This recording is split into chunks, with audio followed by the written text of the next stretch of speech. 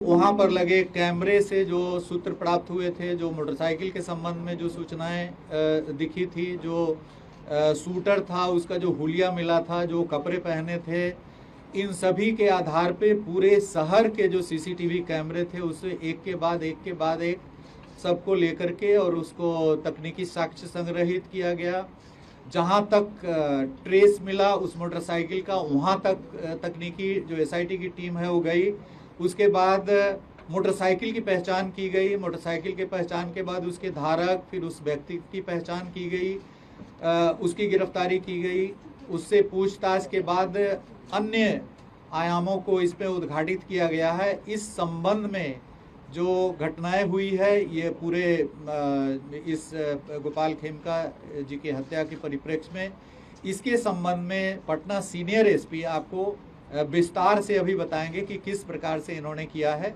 और इसके बाद यदि कोई सवालात होंगे तो यहाँ पर एडीजी ऑपरेशन कुंदन कृष्णन जी, range IG Patna Jitendra Adana जी और पूरी पटना की टीम और एसटीएफ की टीम है। जो भी आपके प्रश्न होंगे उसका हम लोग उत्तर देने का प्रयास करेंगे। तो इस संबंध में जो बारीकी से अनुसंधान की जो बारीकी जो प्रक्रिया है उसके संबंध में पटना सीनियर एसपी आपको ब्रीफ करेंगे। Thank you. Hand over to का माइक है हैंड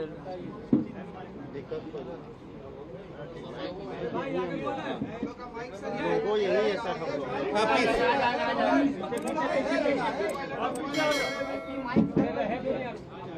इसमें जब हम लोग अनुसंधान शुरू किए इसको शुरू किया गया, तो जहाँ पे घटना हुई थी उसके बाद सीसीटीवी का अवलोकन किया गया और वैज्ञानिक अनुसंधान प्रारंभ करते हुए जहाँ पे रिट्रीट हुआ था उस डायरेक्शन में आगे बढ़ा गया। इसी क्रम में बढ़ते बढ़ते हम लोग जहाँ पे जो अभियुक्त था वो जब भागा था उस घर तक पहुँचे। वहाँ पे जब छानबीन की गई तो एक मोटरसाइकिल हम लोग को मिली। मोटरसाइकिल के नंबर से टेम्परिंग करने की कोशिश की गई थी। जब उस मोटरसाइकिल के पास वाले घर की सर्च की गई तो उस घर से जो अभियुक्त जो कपड़ा पहने हुए थे वो बरामद हुआ, जो जूता बरामद हुआ, मास्क बरामद हुआ। उस घर में जो व्यक्ति थे उनको लाया गया पूछताछ करने के लिए। उनका नाम उमेश यादव। जब उनसे गहन पूछताछ की गई, इसके बारे में गहराई से पूछताछ की गई तो उनके द्वारा इस घटना की संलिप्तता स्वीकार की गई। साथ ही में उनके द्वारा बताया गया कि इस घटना में जो उनके द्वारा इस्तेमाल किया गया हथियार था वो घर में छिपा के रखे हैं। ये जब उनको बताया गया उसमें उनके घर के ऊपर वाले फ्लोर में, जो उनके भाई का फ्लोर है, घर है, उसमें ये बंद कमरे में रखे हुए थे। उस जगह की जब छानबीन की गई तो इनके घर से 59 राउंड गोलियां बरामद हुई। 56 राउंड 7.6 का था और 3 गोली 9mm का था। उसके अलावा जब घटना में जो इस्तेमाल हथियार था उसके साथ 2 मैगजीन मिला जिसमें 14 राउंड गोलियां थी। इसके बाद जब इनसे और पूछताछ की गई तो बताया ये कि अशोक साव का नाम लिए, ये इनको करीब 1.5 साल से जानते थे। दोनों ही बिहार शरीफ के थे और एक शादी के फंक्शन में मिले थे। तब से ये उनके लिए छोटा मोटा काम करते थे। करीब 1.5 महीना पहले इस षड्यंत्र को रचा गया था और इसमें इनको पहले लाया गया था कि ये शूटर और हथियार को इंतजाम करे।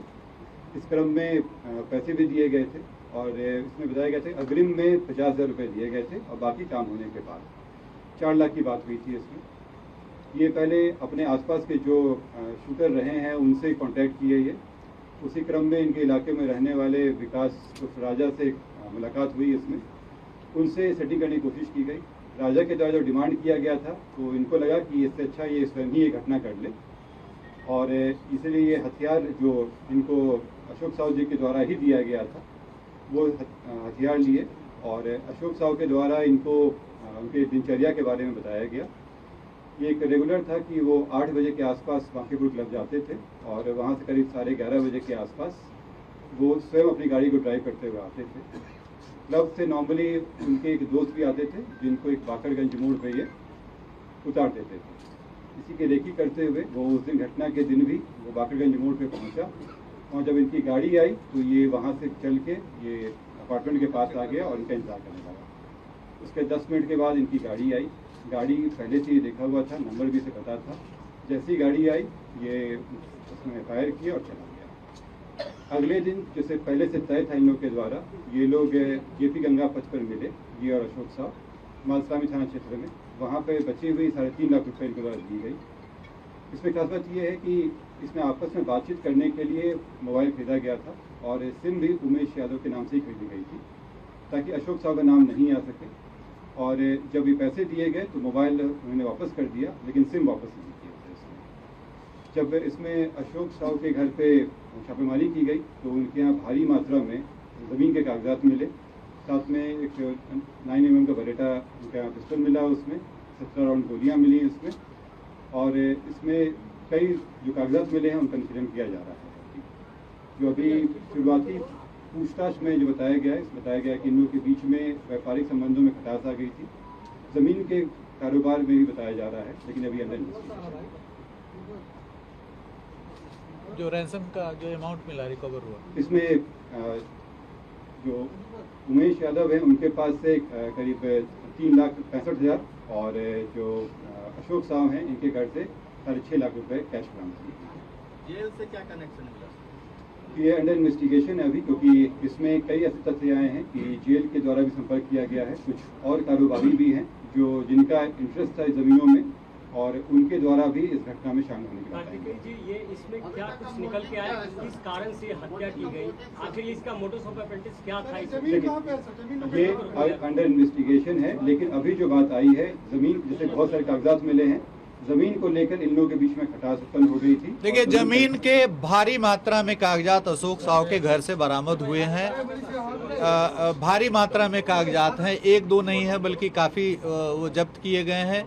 अब ये लिंक करना पड़ेगा, जो मृतक के पास जो सूचनाएं हैं उनके लैपटॉप में, उनके मोबाइल में, उनसे मैच कराया जाएगा। कुछ जो अशोक साहू के मोबाइल हैं उस मोबाइल में कन्वर्सेशंस आए हैं, जिससे ये पता चल रहा है कि ज़मीन का भयंकर विवाद है, जिसके कारण काफ़ी तल्खी चल रही है कई लोगों में। अब उन सभी चीज़ों पे अनुसंधान होगा, उनकी आवाज़ मैच करा के दिखा जाएगा कि वो कौन सब कर रहे हैं। तो ये भूमि के जो भारी मात्रा में कागजात अशोक साहू के घर से बरामद हुए हैं, वो सब अभी नहीं शेयर किया जाएगा, लेकिन भारी मात्रा में जमीन के कागजात। गोपाल खेमका को ही ये टारगेट क्यों कर रहा था सर? ये तो बड़ी बात है कि नस्ल थे, बड़े नस्ल थे, वो उनके बेटे के भी हत्या 2018 में। हाँ, इस संबंध में STF के द्वारा इसमें काफी सत्यापन किया जा रहा है। ADG headquarter ADG ops Kundan Krishnan ji, इस पर आप थोड़ा सा प्रकाश डालें। देखिए, गोपाल खेमका जी की मर्डर में जो तथ्य आए हैं वो इन्वेस्टिगेशन में शूटर पकड़ा गया है। हम लोग के पास पुख्ता सबूत है कि यही शूटर है। कौन उसको पैसा दिया, अशोक साहू पैसा दिए, इसका भी पुख्ता सबूत है, मैचिंग है, बरामदगी भी है, बैलिस्टिक मैच भी हो जाएगी प्रॉपरली। अब जो अब कारण कई हो सकते हैं, इसमें समय लगेगा, काफ़ी रिकॉर्ड्स जांच करने पड़ेगी, काफ़ी कॉल रिकॉर्ड्स भी देखना पड़ेगा। जैसे उदाहरण स्वरूप अशोक साहू के मोबाइल से इस तरफ की वाकया थी।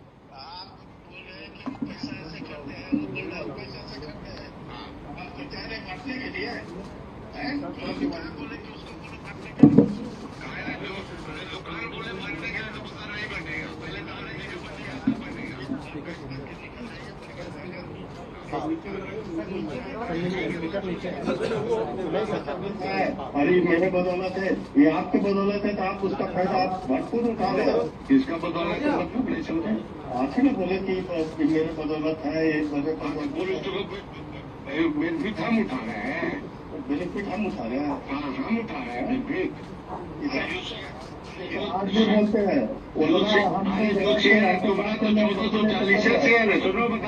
उन्होंने हम बता रहे हैं आपको बात हमसे नहीं, हम कोई चीज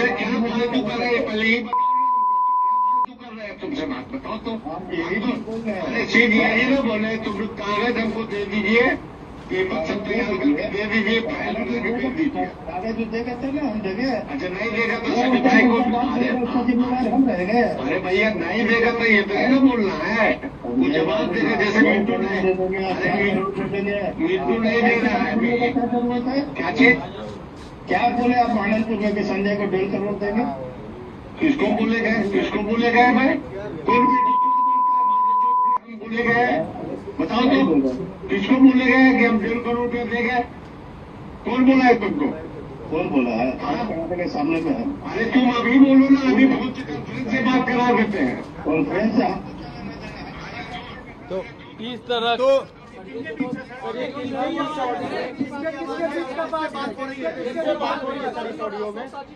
ये अशोक साहु का वार्ता चल रहा है कि इसमें उनका भी संदर्भ आया है, उनका भी नाम संदर्भ, उनका भी नाम ऐसे संदर्भ आया है। कितने फाइल्स हैं, बहुत सारे फाइल परंतु अभी हम लोग तो बरामद किए हैं अशोक साहु के घर से जो मोबाइल और वो उसकी जांच। हमको खेमका साहब की भी मोबाइल, कई फोन थी, लैपटॉप, क्या डीलिंग्स थी कि किस पर्टिकुलर प्लॉट या फाइनेंशियल ट्रांजैक्शन को लेके विवाद है। दोनों बड़े व्यवसायी हैं। अशोक साहु जी को पहले भी क्वेश्चनिंग हुई है, कमालिया हत्याकांड में भी पुलिस इनको पूछताछ किया। संतोष टेबरीवाल वाले में भी इनसे संतोष टेबरीवाल वाला भी मर्डर केस में इनकी नाम उछली थी। बिहार शरीफ में भी केस में ये जेल गए थे। अशोक साहु बिहार शरीफ के केस में इनके भाई का 2 हथियार अभी जब्त है वहाँ पे, और ये जेल भी गए थे बिहार शरीफ में कोल्ड स्टोरेज के विवाद को लेकर के 2006 में। तो इनकी ऐसा माने ये इनका भी आपराधिक इतिहास है अशोक साहु जी का। डीजीपी साहब, एक सवाल ये है कि नहीं, ये जो आप देख रहे हैं कि जो बातचीत चल रही है तल्खी से जो इनके अशोक साहु के मोबाइल से निकला है, तो ये स्पष्ट रूप से लग रहा है कि जमीन वगैरह को लेकर के फाइनेंशियल गंभीर विवाद है।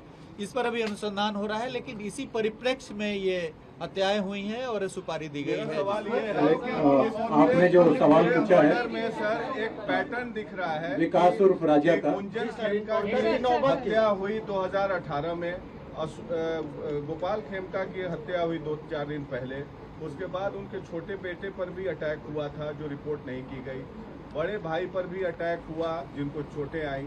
तो क्या आपको लगता है कि ये सारे 4 जो अटैक्स हुए ये इंटरलिंक्ड हैं और ये एक रिवेंज के तहत इन पर पिछले 6-7 साल से कार्रवाई की जा रही थी? नहीं, जो गुंजन खेमका हत्याकांड की बात आप कर रहे हैं उसमें मैं सीआईडी से काफी बल्कि उद्भेदन सीआईडी नहीं किया था 2018 में। वैशाली जिला से समय करीब 20 दिन हो गया था, केस नहीं खुल रहा था, तो तत्कालीन डीजीपी के.एस. द्विवेदी और मैं एडीजी सीआईडी स्वयं गया था वहाँ पे घटनास्थल पे, और काफ़ी समय देकर के उसमें अनुसंधान हुआ था और चंद 1 महीने के अंदर में उसमें चार्जशीट समर्पित किया गया था 4 लोगों पे। और उसके जो शूटर थे, जो अभिषेक वर्मा उर्फ मस्तू, 2021 में बाईपास थाने में उनकी हत्या हो गई, 2 लोगों की हत्या हुई थी, सुनील और इनकी, उस कांड में भी चार्जशीट हुआ है। तो जो शूटर थे गुंजन हत्याकांड की, और वो भी जमीन विवाद में ही गुंजन की हत्या हुई थी। एक बिस्कुट फैक्ट्री की जमीन थी हाजीपुर महुआ रोड पे, तो बिस्कुट फैक्ट्री वहाँ पे नहीं लग पाया था, तो उस जमीन को कई सारे क्रेता थे जो उसको खरीदना चाह रहे थे। गुंजन खेमका के मोबाइल में भी मिला था उस प्लॉट का पूरा डिटेल्स, और उसके बाद उसमें कई सारे जो लोग कंपटीशन चल रहा था उस खरीदने के लिए, तो उस जमीन विवाद के परिप्रेक्ष्य में उनकी हत्या वहाँ पे हाजीपुर औद्योगिक थाना में हुई थी।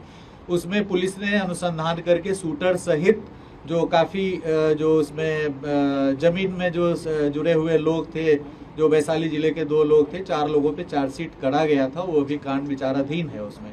और उसमें जो अभिषेक उर्फ मस्तू था, उसका नागालैंड का एक लाइसेंस था, नागालैंड से लाइसेंस उसको मिला हुआ था पिस्टल का, ऑल इंडिया लाइसेंस था, उसको भी जब्त करने के लिए नागालैंड प्रशासन को उस समय हम लोगों ने लिखा था। बाद में वो न्यायालय के आदेश पर वो पिस्टल मुक्त हो गया था और उसमें काफ़ी सारी आगे की कार्रवाई हुई थी। बट उस केस में हम लोगों ने त्वरित अनुसंधान करके उसमें चार्जशीट किया था, और 2018 में हम लोगों ने इनके परिवार की सुरक्षा के लिए अंगरक्षक मुहैया कराया था, जो 2024 तक इनके पास था।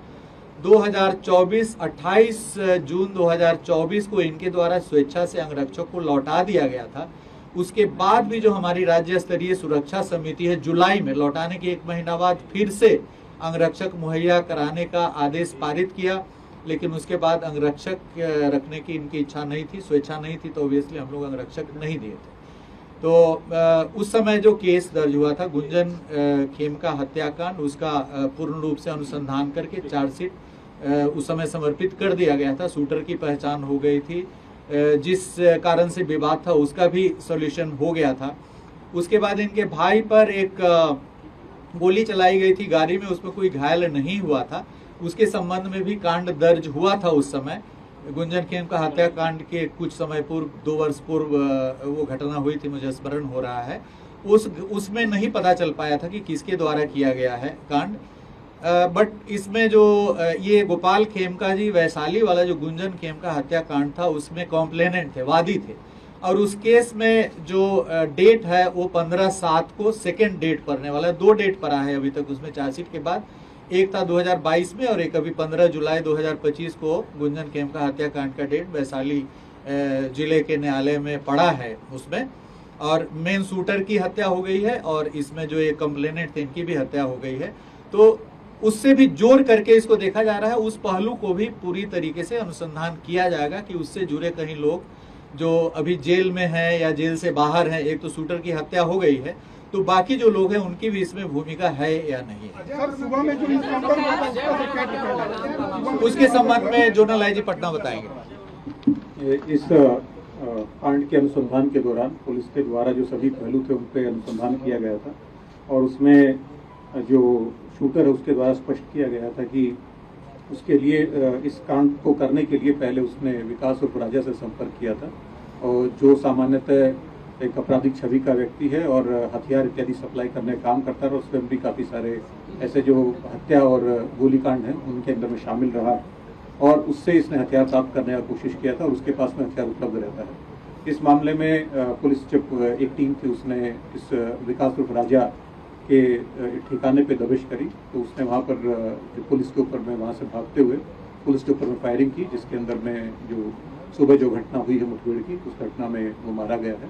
और इसके साथ ही क्योंकि इस प्रकार के जो तत्व हैं जो हथियार उपलब्ध कराते हैं और अराजकता फैलाते हैं, तो पुलिस का स्पष्ट उनको संदेश देना चाहते हैं कि उनके साथ में कड़ाई से जो पुलिस उनके विरुद्ध में कड़ी से कड़ी कार्रवाई करेगी। और जो भी इस प्रकार के जो आपराधिक तत्व हैं जो इस प्रकार की आपराधिक घटनाओं में शामिल होना चाहते हैं, उनके लिए एक संदेश है कि पुलिस की अपने किसी भी मामले में पीछे नहीं हटेगी। जहाँ पर भी पुलिस के ऊपर में हमला किया जाएगा तो पुलिस जो है विधि सम्मत अपनी कार्रवाई करेगी।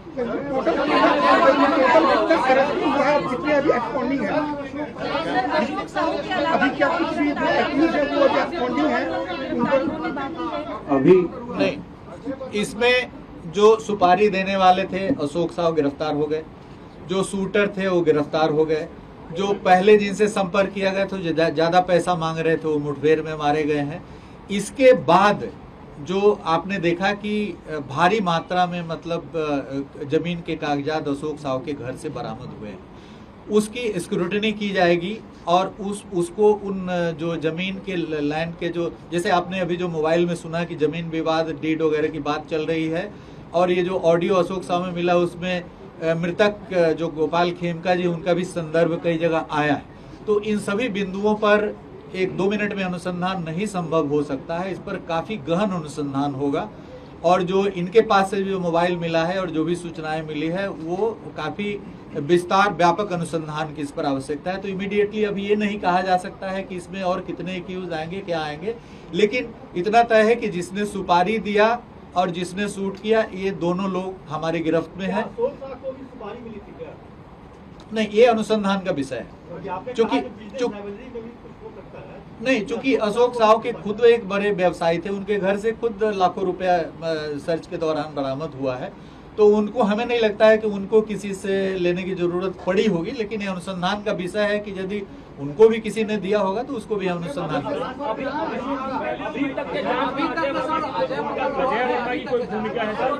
नहीं। देखिए, अभी जो कोई भी हत्याकांड प्रतिवेदित होता है तो उसमें विभिन्न आयामों से अनुसंधान होता है। जैसे यही जो अभी जो ये हत्याकांड है इसमें कम से कम 1 दर्जन दिशाओं में हम लोग अनुसंधान को ले गए। तकनीकी अनुसंधान से हम लोग धीरे धीरे आगे बढ़ रहे थे। उसके बाद जो शूटर्स हैं, जितने सारे शूटर्स हैं, सभी शूटर्स पे भी हम लोगों ने उसका चेहरा, उसका जो मोटरसाइकिल में आप जो ड्रिल डॉल देख रहे हैं ये आदमी का, उस ड्रिल डॉल से मिलान करते हुए हम लोगों ने दर्जनों शूटर्स के संबंध में अनुसंधान किया है। तो इस पर जो तकनीकी अनुसंधान के कारण जो हमें जहां तक एकदम लीड मिल रहा है और वहां से जो शूटर मिला और उसके यहाँ से जो सुपारी के पैसे थे, जो अभियुक्त पकड़ाया है शूटर, इसकी बच्ची भी पढ़ती है किसी स्कूल में, 45,000 रुपया इसको फीस भी देना था, इसको फीस के लिए पैसा की कमी पड़ रही थी, जाकर के स्कूल में फीस भी जमा किया। तो हम लोग वहां से भी फुटेज लेंगे, करेंगे कि हाँ ये चूंकि जो पैसा लिया था उसमें से जितना पैसा लिया था उसमें 40-45,000 कम बरामद हुआ है। वो बता रहा है कि हम स्कूल में फीस जमा की, तो वहां से भी हम लोग फुटेज संकलन करेंगे। तो इन सभी चीजों का अनुसंधान आगे बढ़ेगा और इस अनुसंधान में हर बिंदु पर अनुसंधान किया जाएगा, काफी व्यापक इस पे। बाकीपुर क्लब में क्या किसी अधिकारी ने कुछ इंफॉर्मेशन पास ऑन किया था क्या शूटर को उनका डेली रूटीन बताने के लिए? देखिए, बाकीपुर क्लब के सर्विस मेंबर थे, रेगुलर मेंबर नहीं थे, और हाल के कुछ दिनों से इनकी उपस्थिति बहुत कम थी, नगण्य थी बाकीपुर क्लब में। आप समझ सकते हैं कि क्यों, ये समझने की चीज है कि क्यों। तो शुरू में 2016 के पहले, आप समझ सकते हैं क्यों मैं 2016 बोल रहा हूँ। तो 2016 के पहले रेगुलर विजिटर थे वहाँ पे, 2016 के बाद से ये कम विजिट करने लगे, लेकिन सर्विस मेंबर वहाँ पर थे, रेगुलर मेंबर नहीं थे। बाकीपुर क्लब से भी हम लोगों ने काफी सूत्र प्राप्त करने का प्रयास किया गया, लेकिन इतना बड़ा क्लब होने के बावजूद भी वहाँ के जो सीसीटीवी कैमरे हैं उसमें कोई बैकअप नहीं है, कोई भी सूत्र वहाँ से हम लोग को नहीं प्राप्त हुआ है। तो हम लोगों ने उसके प्रबंधन से भी लिखित रूप में मांगेंगे कि वो कैमरे क्यों नहीं कार्य कर रहे हैं, उसमें कोई बैकअप, 1 मिनट का भी बैकअप क्यों नहीं है किसी भी प्रकार का। इतना बड़ा क्लब है जहाँ पे एक से एक उद्योगपति जा रहे हैं वहाँ पे, और वहाँ पे किसी भी प्रकार का बैकअप नहीं रखा गया है। तो इसकी भी अनुसंधान में पड़ताल की जाएगी कि वहाँ के सीसीटीवी कैमरे में बैकअप वगैरह क्यों नहीं रखा गया, वो क्यों नहीं कार्यरत है, इस पर भी हम लोग अनुसंधान करेंगे। तो जो जिस तरह से बहुत अनुसंधान की जरूरत है, तो आने वाले समय में इसमें और भी कई नाम और खुलासे हो सकते हैं। निश्चित रूप से आ सकते हैं। इस पे जब अनुसंधान होगा तो इसमें चूंकि फाइनेंशियल चीजें इन्वॉल्व है, तो इसमें फाइनेंशियल चीजों में और भी अभियुक्त आएंगे, लेकिन ये जो डॉक्यूमेंट्स मिल गए उसकी स्क्रूटनी के पश्चात ही हम लोग। के बारे में कोई जानकारी? एक क्लब के पास था, एक बिस्कोमान के पास, के बारे में कोई जानकारी है? जैसा कि अनुसंधान में आया था, जो अशोक साहू के द्वारा इनकी जो दिनचर्या थी खिमका जी की, ये इनको बताई गई थी, और एक डेली का रूटीन था इनका 8 बजे के आसपास क्लब जाना, और 11 साढ़े 11 में निकलते थे, अपने दोस्त को बाकरगंज मोड़ पे छोड़ते थे और वहाँ से घर आते थे। और घर जब आते थे तो ये खुद ही ड्राइव करके आते थे, ये रोज़ का था। ये जो व्यक्ति है उमेश के द्वारा रेकी की गई थी, इनकी दिनचर्या देखी गई थी, और घटना के दिन भी ये पहले फॉलो किए हैं उनको कि कहाँ पे गए हैं, बाकरगंज मोड़ पे आए हैं, तब ये बढ़ के अपने अपार्टमेंट के पास जाके वेट किए हैं। ये रेकी के द्वारा किया गया, अकेले, ये अकेले ही सारे कर।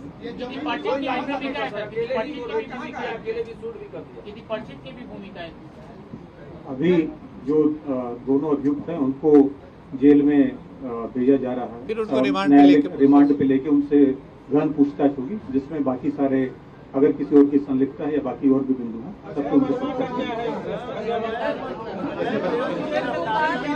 जैसा बताया गया, इसमें अनुसंधान में और भी चीजें आ रही हैं, जिससे आएगा एविडेंस उस हिसाब से आगे कार्रवाई।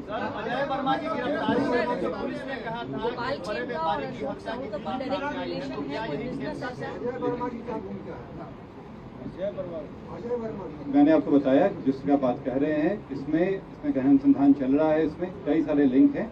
जब पुख्ता सबूत आएगा उस अफसर पे कार्रवाई होगी। जैसे पहले बताया गया 2 गिरफ्तारी है इसमें, और एक व्यक्ति जो इसमें पहले से इन्वॉल्व थे उनका एनकाउंटर। देखिए, एनकाउंटर के संबंध में बहुत स्पेसिफिक गाइडलाइंस दिए हुए हैं, उन सारे गाइडलाइंस का फॉलो किया जा रहा है।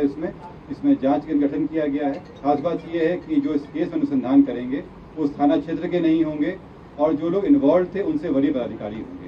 सारी चीजें एसओपी के तहत हो रही हैं, इसमें कहीं भी किसी तरह की। इसमें जब फायरिंग हुई थी तो पुलिसकर्मी पागल बचे हैं, उनको हल्के चोटें आएंगी। राजा के ऊपर करीब 9 आपराधिक इतिहास है, इसमें से 4 मर्डर का केस है और बाकी डकैती और आर्म्स एक्ट का केस है। इनपे आर्म सप्लाई करते हैं 9 केस। 9 मैंने पूरी बताया, 2 की अरेस्टिंग है इसमें और 1 के मृत्यु हुई।